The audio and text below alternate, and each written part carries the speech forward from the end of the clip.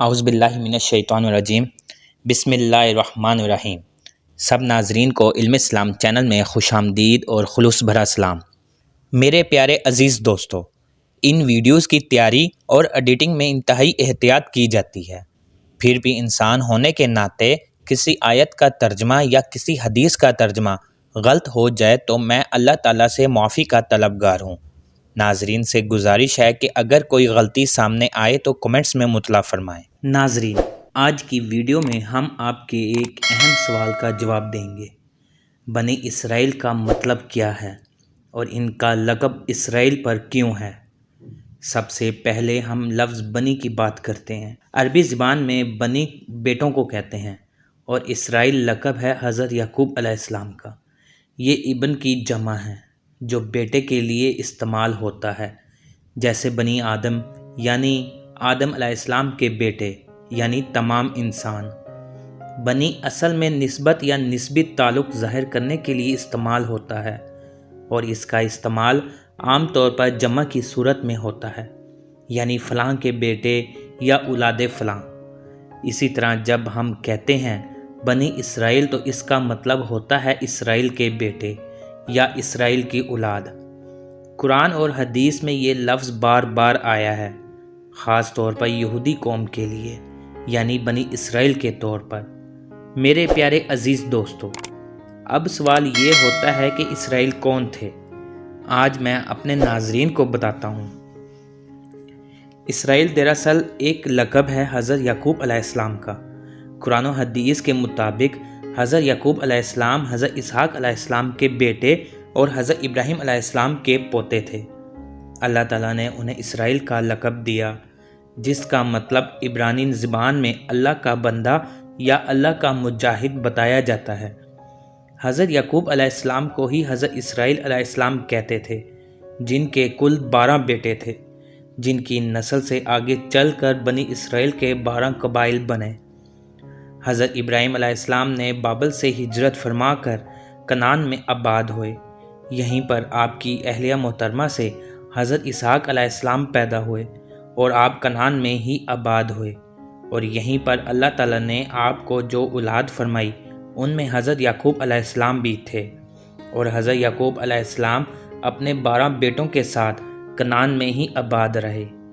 حضرت یوسف علیہ السلام تاجروں کے ہاتھوں بکتے بکاتے مصر جا پہنچے، اور پھر ایک دن آپ نے اپنے والد محترم اور اپنے بھائیوں کو مصر بلوا لیا، اور یوں مصر بنی اسرائیل کا مسکن بن گیا۔ 400 برس تک بنی اسرائیل مصر میں رہے، مگر پھر علاقہ پرستی کا نعرہ مصر میں گونجا اور مصر کے مقامی قبیلوں نے بنی اسرائیل کو غلام بنا لیا اور انہیں ذلیل اور رسوا کرنے لگے۔ ظلم کی یہ خوفناک چکی چل رہی تھی کہ مصر کے فرعون نے خواب دیکھا کہ بیت المقدس کی طرف سے آگ اٹھی ہے، اور اس نے پورے مصر کو گھیر لیا اور یہ آگ مصر کو جلا رہی ہے، جبکہ بنی اسرائیل کو کوئی نقصان نہیں پہنچا۔ فرعون نے ماہرین سے تعبیر پوچھی تو اسے بتایا گیا کہ بنی اسرائیل میں ایک بچہ پیدا ہوگا جو تمہاری تباہی کا سبب بنے گا۔ فرعون نے فوراً حکم جاری کیا کہ بنی اسرائیل میں جو بھی لڑکا پیدا ہو اسے قتل کر دیا جائے۔ ان حالات میں حضرت موسیٰ علیہ السلام پیدا ہوئے۔ ناظرین، اللہ تعالیٰ کی قدرت دیکھی کہ فرعون کے گھر ہی میں ان کی پرورش اور تربیت ہوئی۔ جوان ہوتے ہی ان کے ہاتھوں سے ایک شخص مارا گیا۔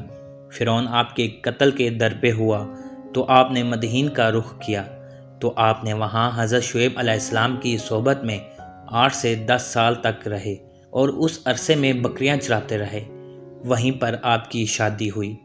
8 برس تک مصر سے غیر حاضر ہونے کے بعد آپ اپنی اہلیہ سمیت مصر سے واپس لوٹ رہے تھے کہ راستے میں وادی طویٰ نامی جگہ پر اللہ تعالیٰ نے نبوت و رسالت سے سرفراز فرمایا اور فرعون کو حق کی دعوت دینے اور بنی اسرائیل کو آزادی دلوانے اور ان کی دینی رہنمائی کا کام آپ کو سونپ دیا گیا۔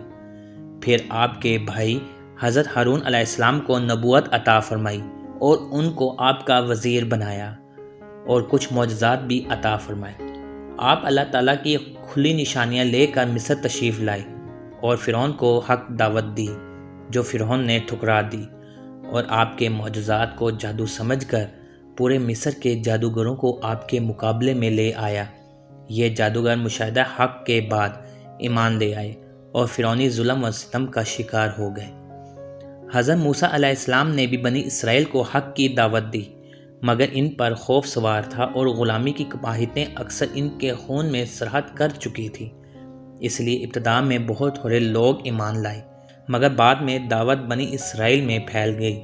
یہ صورتحال دیکھ کر فرعون نے ان پر ہوتے ہوئے ظلم و ستم میں مزید اضافہ کر دیا۔ تب حضرت موسیٰ علیہ السلام نے بنی اسرائیل کو ساتھ لیا اور مصر سے ہجرت فرمانے لگے۔ فرعون کو یہ غم گوارا تھا، چنانچہ ان کا تعاقب کیا گیا۔ حضرت موسیٰ علیہ السلام بنی اسرائیل سمیت دریا پار کر گئے، مگر فرعون اپنے لشکر سمیت اس دریا میں غرق ہو گیا۔ آزاد ہونے کے بعد بنی اسرائیل کے لیے شریعت مانگی تو اللہ تعالیٰ نے حضرت موسیٰ علیہ السلام کو تورات عطا فرمائی۔ بس وہ قوم جس کی طرف حضرت موسیٰ علیہ السلام مبعوث ہوئے اور جس قوم کو تورات عطا کی گئی، یہی قوم یہود کہلاتی ہے۔ قرآن مجید میں بنی اسرائیل کے نبی حضرت موسیٰ علیہ السلام کا تذکرہ بہت تفصیل کے ساتھ فرمایا ہے۔ پارہ نمبر 10 اور پارہ نمبر 14 کے علاوہ باقی 28 پاروں میں بھی آپ کا تذکرہ کہیں نہ کہیں موجود ہے۔ بہت سے مفسرین اور محققین کا کہنا ہے کہ قرآن مجید کے تقریباً 300 سے لے کر 400 آیات ایسی ہیں جن میں بنی اسرائیل یا یہود کا ذکر ملتا ہے۔ ناظرین، یہ بات یاد رکھنا ضروری ہے کہ قرآن مجید نہ تو قصوں کہانیوں کی کتاب ہے، نہ تاریخی دستاویز، نہ کسی شخص کی سوانح حیات اور نہ ہی کسی قوم کی تاریخ، بلکہ قرآن پاک تو حضور اکرم صلی اللہ علیہ وآلہ وسلم کے عہد مبارک سے لے کر قیامت تک آنے والوں انسانوں کی ہدایت اور رہنمائی کے لیے نازل ہوا ہے، اور قرآن مجید کو کل انسانوں کی ہلاکت اور تباہی کے راستے سے بچا کر دینی اور دنیاوی فلاح اور کامیابی کا راستہ بنانے کے لیے اتارا گیا ہے۔ قرآن مجید میں بنی اسرائیل کے ذکر کے علاوہ دوسری قوموں کا ذکر بھی اسی طرح کیا گیا ہے، تاکہ بعد میں آنے والے یہ جان سکیں کہ قومیں عروج سے زوال کی طرف کیوں اور کیسے گئیں، اور افراد پر اللہ تعالیٰ کی رحمت برستے برستے کیوں رک جاتی ہے، اور ان کی جگہ اللہ اپنا غضب کیوں برسنے لگتا ہے۔ معزز انسان ذلیل و خوار کیسے ہو جاتا ہے۔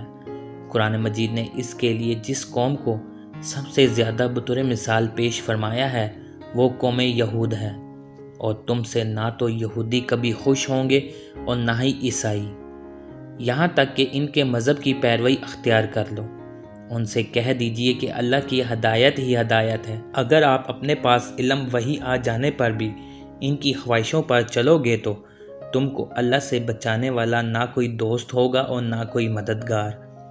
ان آیات کو ان لوگوں کو بار بار اور اچھی طرح پڑھنی چاہیے جو یہود نصارہ کو راضی کرنے کے فکر میں کھل کھل کے ہاتھی بنتے جاتے ہیں، اور یہودیوں کا قرب پانے کی خواہش ان کے دلوں کا ناسور بنی ہوئی ہے۔ مسلم ممالک کے حکمرانوں کو بھی یہ آیت کریمہ بغور پڑھنی چاہیے، کیونکہ اگر وہ اور ہم واقعی جینون مسلمان ہیں تو یہود نصارہ کبھی بھی ان کے اور ہمارے دوست نہیں ہو سکتے۔